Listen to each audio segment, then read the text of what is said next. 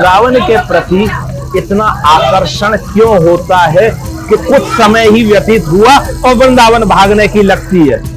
तो वो चुंबकीय शक्ति क्या है?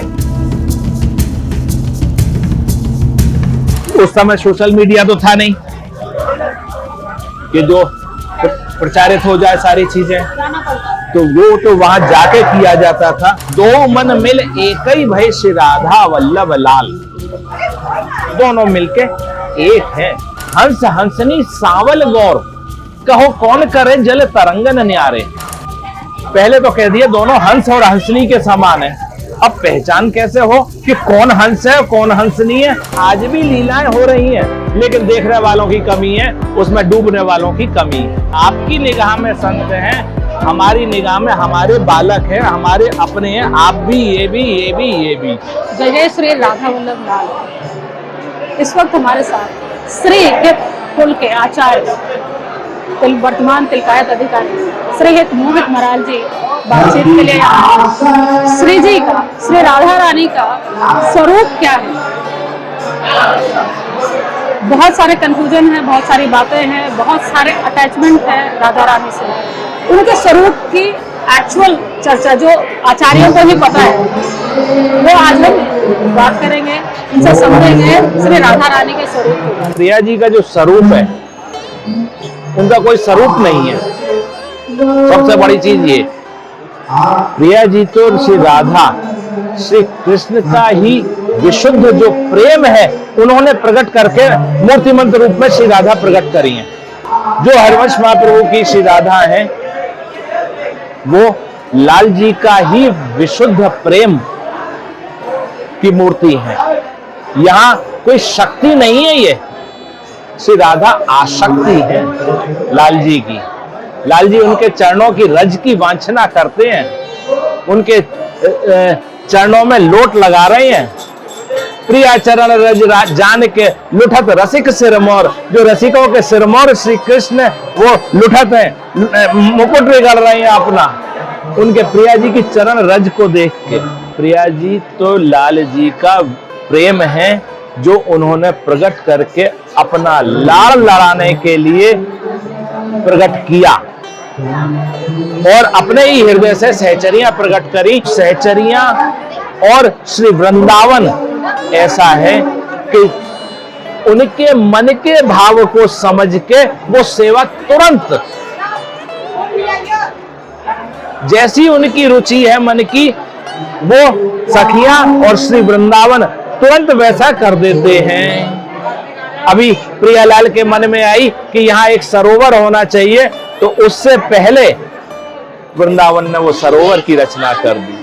जो सहचरियां थी उनके लिए लाल जी भी वो परेशान रहते थे कि हमें मिलवा दो, राधा रानी से मिलवा दो, उनके वो करते थे। इनका इतना भाव था। ये तो देखो दोनों का प्रेम है। हरवंश जी महाराज क्या कह रहे हैं? दोनों अलग नहीं है, राधा और कृष्ण अलग नहीं है। आप जो प्रत्यक्ष राधा वल्लभ जी के दर्शन कर रहे हैं, दो मन मिल एक ही भय श्री राधा वल्लभ लाल, दोनों मिलके एक हैं। हरवंश जी महाराज कह रहे हैं, जैसे हित हरिवंश हंस हंसनी सावल गौर, कहो कौन करे जल तरंगन न्यारे। पहले तो कह दिया दोनों हंस और हंसनी के समान है, अब पहचान कैसे हो कि कौन हंस है कौन हंसनी है? तो उन्होंने जवाब दिया सावल और गौर। एक सावल है एक गौर है, तो ये हंस हंसनी है। अब कह रहे हैं कहो कौन करे जल तरंगन न्यारे, जल को तरंग से अलग कौन कर सकता है? बिना जल के तरंग नहीं है और तरंग बिना जल के नहीं है। दोनों एक दूसरे से ओतप्रोत हैं। हाँ, लेकिन जिस समय इनको परिभाषित करेंगे तो जल की परिभाषा अलग बनेगी और तरंग की अलग बनेगी। जिस समय परिभाषित करेंगे, जिस समय सखियों को लाड़ लड़ाना है, तब दो हो गए राधा और कृष्ण, नहीं तो एक है जल और तरंग के समान। क्या यही कारण था कि दोनों के बीच में विवाह नहीं हुआ, जैसा कि शास्त्र? देखो ये तो एक लोगों को भ्रमित करने की बात है। अगर ब्रजलीला में भी देखें तो ब्रजलीला में भी भांडीर वन जो करके स्थान है, जो लोग ये कहते हैं कि विवाह नहीं हुआ, वो भी वहां जाके दंडोत करते हैं और अपने मुंह से बोल रहे हैं माइक लेके कि विवाह नहीं हुआ, और वहां जाके फिर दंडोत क्यों कर रहे हो? जहाँ वो जगह ही नहीं है, जहां हुआ ही नहीं है, तो क्यों जा रहे हैं आप वहां पे? वहां पे आपको जाना ही नहीं चाहिए, उचित ही नहीं है आपका जाना। जब आप उस चीज को मान ही नहीं रहे हैं, आगे उसको वक्तव्य में नहीं कह रहे हैं, वहां हुआ है, ब्रह्मा जी ने कराए, पद्म पुराण में इसका सारा वर्णन है। जो जानकारी है, ये जो आम जनता है, भारत की जो देश की जनता है, भाई आज बोलने वालों की कमी नहीं है, इतना सा ज्ञान लिया उन्होंने और माइक लेके बैठ गए अपने आप को बखान करने। ये धर्म को सबसे बड़ा आज हमें जो निंदित वर्ग कार्य लगता है, धर्म को जो व्यापार बना दिया गया है, ये सबसे ज्यादा निंदित चीज है। धर्म व्यापार की चीज नहीं है, ये हृदय की चीज है। ये जबरदस्ती किसी पर थोपा नहीं जा सकता और ना किसी से करवाया जा सकता है। जो लीलाओं का वर्णन किया है चतुरासी में, जो वर्णन है मतलब बहुत गहरा, उनके प्रेम को जो प्यार प्रीतम के प्रेम को जो दर्शाया गया है। आप आचार्य कुल से हैं, आचार्य हैं, आपको थोड़ा अंदर वो होगा कि किस तरह का अनुभव उन्होंने उस समय किया होगा। देखो, वो किया होगा तो नहीं है, वो तो आज भी वो लीला चल रही है। हरवंश जी महाराज के जितने पद देखेंगे उसमें आज शब्द का प्रयोग किया है। आज शब्द का प्रयोग केवल वहां होता है प्रेजेंट टेंस में। एक दिन पहले अगर कोई चीज हो चुकी है तो उसमें आज शब्द का प्रयोग नहीं होगा। आज तो आप प्रकट में देख रहे हैं, आज अति राजत दंपति भोर, आज बड़े सुंदर लग रहे हैं। यहाँ तो ये भाव है, यहाँ तो प्रत्यक्ष में आज भी लीलाएं हो रही हैं, लेकिन देखने वालों की कमी है, उसमें डूबने वालों की कमी है। राधा वल्लभ मुख कमल निरख नैन हरिवंश, उनके नैन लो, उनकी वाणियों का आस्वादन करो और फिर प्रत्यक्ष में राधा वल्लभ लाल के दर्शन करो, लीला करते हुए जो वर्णन आ रहा है सब जगह। वृंदावन के प्रति इतना आकर्षण क्यों होता है कि कुछ समय ही व्यतीत हुआ और वृंदावन भागने की लगती है? तो वो चुंबकीय शक्ति क्या है? वो यही है कि आज भी यहाँ लीलाएं हो रही हैं। भागवत आदि पुराणों में वर्णन है कि उस समय हुई वो कथाएं, लेकिन यहाँ आज भी लीलाएं हो रही हैं जो चुंबक की तरह लोगों को अपनी तरफ आकर्षित कर रही है। कोई तीर्थ ऐसा नहीं है जहां इतने लोग रोज आ रहे हों। ये वृंदावन का में प्रियालाल का ही आकर्षण है जो उनको खींच रहा है। आपके ही आचार्य कुल के जो श्री सेवक जो महाराज हैं, श्री सेवक जो महाराज जो नहीं, आचार्य परंपरा में नहीं, वो नाद कुल में यानी कि शिष्य परंपरा में। उनके बारे में कुछ बताएंगे? उनकी कहानियां हम लोग बहुत सुनते हैं, उनके बारे में बहुत सुनते हैं। उनके दर्शन अभी भी हम लोग कर सकते हैं। देखिए, सेवक जी महाराज तो उनका उपनाम था जी।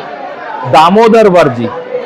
एक उनके भाई चतुर्भुज दास जी, ये दो भाई थे। जबलपुर के पास में एक गड़ा करके गांव था किसी समय में, आज तो वो मेन सिटी में ही आ गया है। वहां के रहने वाले थे।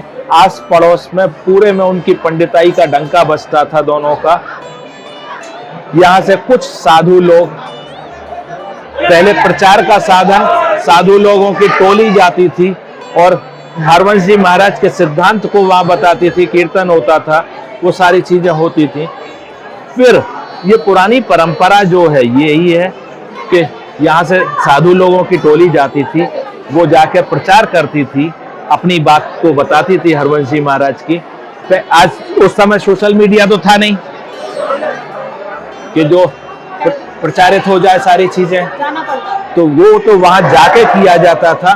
तो साधुओं की टोली जाती थी और वहां पे से जो उनमें से जो भावुक लोग थे, जो जिज्ञासु थे, उनको वहां से लेके आके यहाँ पे गुरु मुख कराया जाता था। पहले कोई साधु दीक्षा नहीं देते थे। जब सेवक जी महाराज हरियाली तीज के दिन वृंदावन आए हैं,